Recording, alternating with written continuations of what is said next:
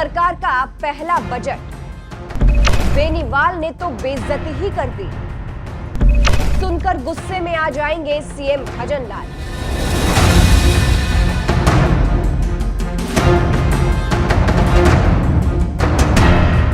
नमस्कार, मैं हूं आपके साथ सृष्टि श्रीवास्तव। राजस्थान में भजनलाल सरकार ने अपना पहला बजट पेश किया। राजस्थान सरकार ने इस बार के बजट को किसानों पर केंद्रित बताया है। अब सरकार तो इस पर अपनी वाहवाही कर रही है, लेकिन विपक्ष कमियां निकाल रहा है।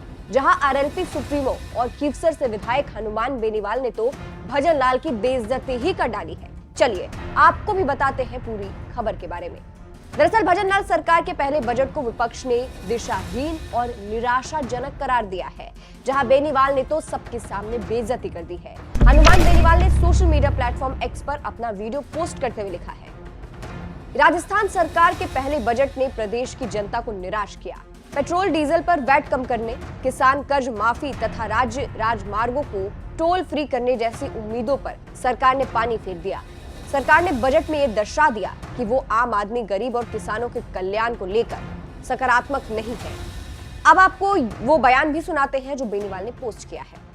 आज राजस्थान की विधानसभा में भजनलाल सरकार का जो पहला बजट पेश हुआ वो निराशाजनक रहा। किसानों को बहुत बड़ी उम्मीद थी कि कर्ज माफी पे कुछ घोषणा होगी,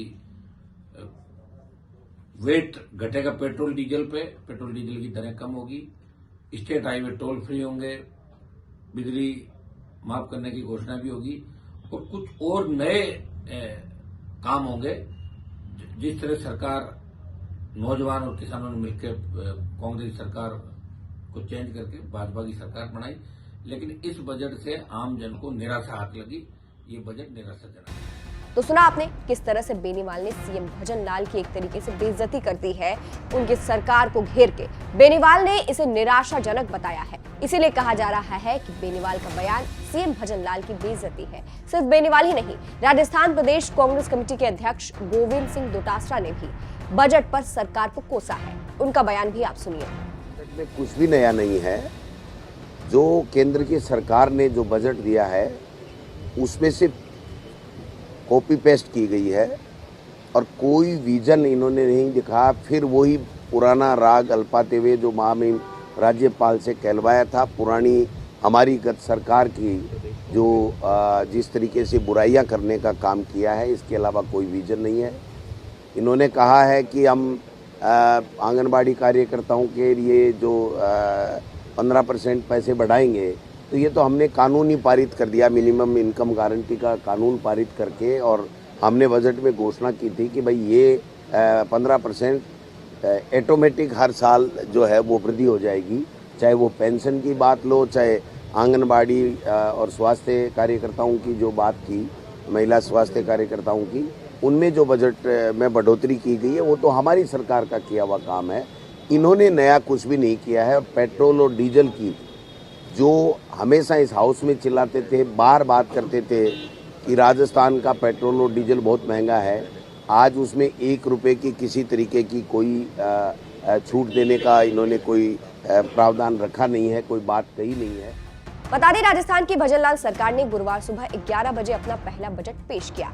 दिया कुमारी जो राजस्थान की उप मुख्यमंत्री हैं, उन्होंने बजट पेश किया जिस पर विपक्ष निशाना साध रहा है। अंत में आपको सुनाते हैं कि दिया कुमारी ने बजट को लेकर क्या कुछ कहा है। बेनीवाल के बयान पर आप क्या कहेंगे, कमेंट करके जरूर बताइएगा। नमस्कार। माननीय प्रधानमंत्री जी का धन्यवाद देती हूँ, हमारे माननीय मुख्यमंत्री जी का भी धन्यवाद देती हूँ कि उन्होंने मुझे ये अवसर दिया और मुझे वित्त मंत्री के रूप में आज बजट पढ़ने का भी अवसर मिला। और हर व्यक्ति के लिए योजनाओं के माध्यम से जैसे हमारे माननीय प्रधानमंत्री जी काम करते आए हैं, वैसे ही आज प्रदेश में एक जनता की सरकार बनी है जो कि गरीब के लिए, युवाओं के लिए, अन्नदाता के लिए और नारी के लिए, हर व्यक्ति के लिए कुछ ना कुछ इस बजट में है। और एक प्रॉपर प्लानिंग के साथ और जो एक प्रबंधन के साथ, आर्थिक प्रबंधन के साथ हम लोगों ने इस बजट को तैयार किया है। और ये तो शुरुआती है, ये तो लेखा अनुदान है। और अब आप देखिएगा जब मॉडिफाइड बजट आएगा तब। 70,000 नौकरी का आपने प्रावधान किया बजट में? जी बिल्कुल, ये शुरुआत है। इसके बाद और नौकरियां मिलेंगी, लेकिन अभी फर्स्ट फेज में 70,000 पदों को हम लोग बढ़ेंगे। लेकिन मैम एक बड़ी तस्वीर देखने को मिली जब विपक्ष के सदस्यों ने कई बार हंगामे जैसी स्थिति बनाई, आपने कहा कि अभी तो देखते जाइए। देखिए, मैं तो अपनी बात रख रही थी और ये सब बातें हमने तो बहुत कम कहा, बोलने को बहुत कुछ है। आज उनकी ये जो हालत है ये इन्हीं के कमियों की वजह से है। आज राजस्थान की जनता ने उनको नकार दिया है क्योंकि उन्होंने कोई प्रबंधन नहीं किया।